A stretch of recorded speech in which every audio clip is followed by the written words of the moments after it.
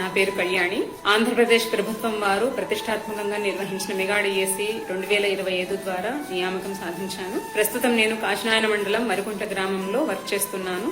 Notification మొదలుకొని పరీక్ష నిర్వహణ, సర్టిఫికేట్ వెరిఫికేషన్, సెలక్షన్ లిస్టు వచ్చేంత వరకు కూడా ప్రభుత్వం వారు అడుగడుగున ప్రతి ఒక్క అభ్యర్థికి సరైన అవగాహన కల్పిస్తూ ఎలాంటి మోసాలకు తావు లేకుండా నిర్వహించిన ఈ మెగా డిఎస్సి ప్రతిభ చూపించిన ప్రతి ఒక్క అభ్యర్థికి కూడా సరైన న్యాయం చేసింది. అటువంటి మెగా డిఎస్సి పైన వచ్చే అసత్య ప్రచారాలను ఎవరూ నమ్మవద్దు. ప్రతిభ చూపించిన వారికి, కష్టపడ్డ వారికి తగిన న్యాయం చేసింది ఈ ప్రభుత్వం వారు మెగా డిఎస్సి ద్వారా. నేను 2025 మెగా డిఎస్సిలో స్కూల్ అసిస్టెంట్ సోషల్ స్టడీస్ కి ఎంపిక కావడం జరిగింది. ఇటీవల కాలంలో కొంతమంది ఈ డిఎస్ పైన దుష్ప్రచారం చేయడం జరుగుతుంది.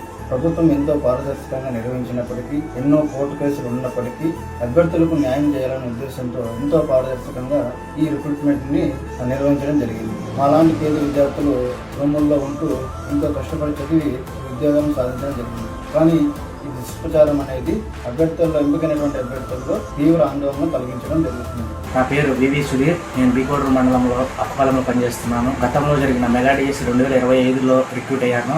ఆ యొక్క రిక్రూట్మెంట్ అనేది పారదర్శకంగా జరిగింది. అందరికీ మొదట మెరిట్ లిస్ట్ వదిలారు, తర్వాత వెరిఫికేషన్ చేశారు, ఆ తర్వాతనే సెలక్షన్ లిస్ట్ వదిలి అపాయింట్మెంట్ లెటర్ ఇచ్చారు. ఇప్పుడు ప్రతిపక్షం చెప్తున్న అంశాలన్నీ చాలా తప్పుగా ఉన్నాయి. అవి ఏవి రిక్రూట్మెంట్లో జరగలేదు.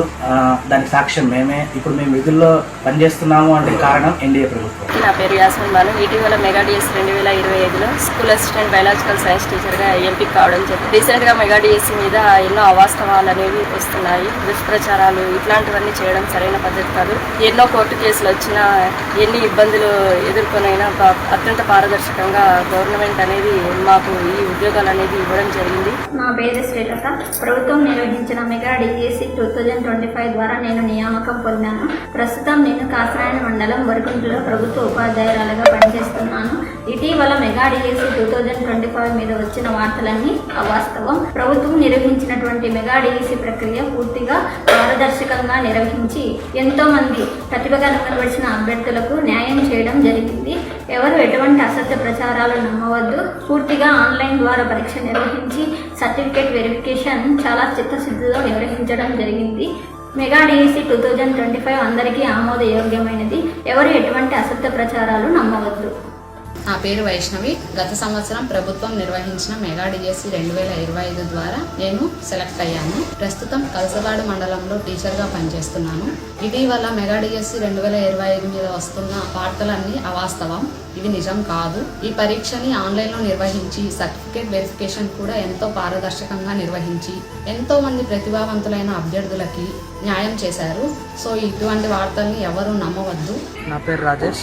గత సంవత్సరం ప్రభుత్వం నిర్వహించినటువంటి మెగా డిఎస్సి 2025 ద్వారా నేను నియామకం పొందాను. ప్రస్తుతం కోర్మామిల మండలంలో నేను ప్రభుత్వ ఉపాధ్యాయునిగా పనిచేస్తున్నాను. ఇటీవల మెగా డిఎస్సి 2025 మీద వచ్చినటువంటి వార్తలన్నీ అవాస్తవం.